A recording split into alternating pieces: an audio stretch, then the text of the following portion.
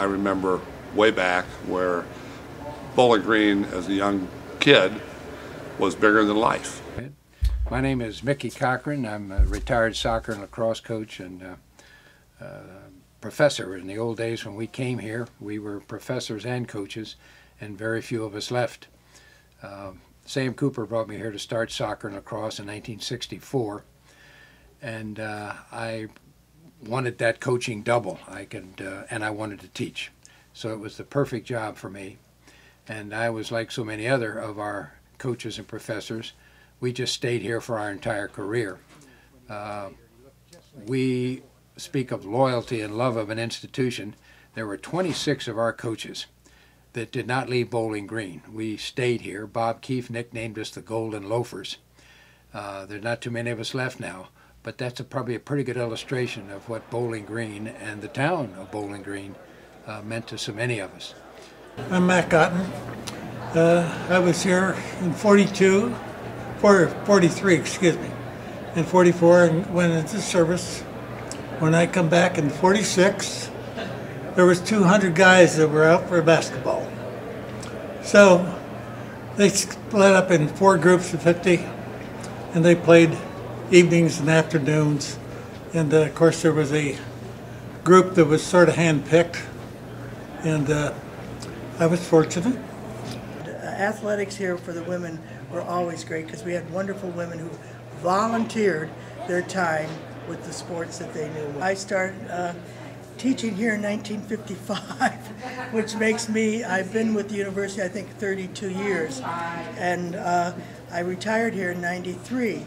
I coached softball, which we had a wonderful team. We played Ann Arbor, U of M, and whatever, we won.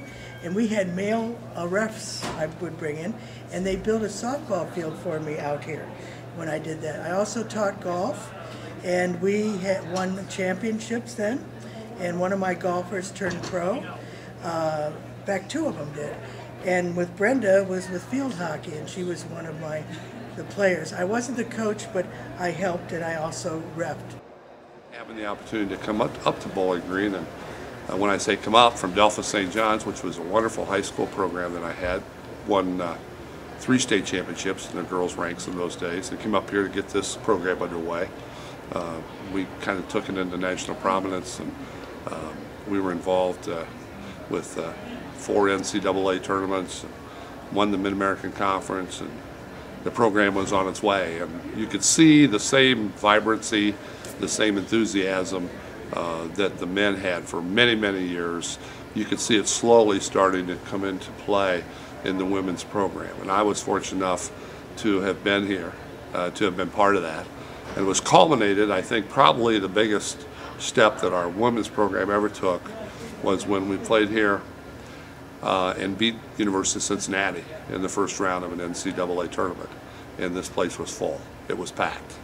And nobody ever thought that the women's programs would ever be that good to draw that kind of a crowd or that kind of attention, and we did. So you can imagine the thrill of that, having coached those kids that came here not sure what we were going to get into, but to have taken it to the levels that we took it. And then of course it's for the most part stayed there with a great job that Kurt Miller's done, and all those players that he has. And those people are the same people.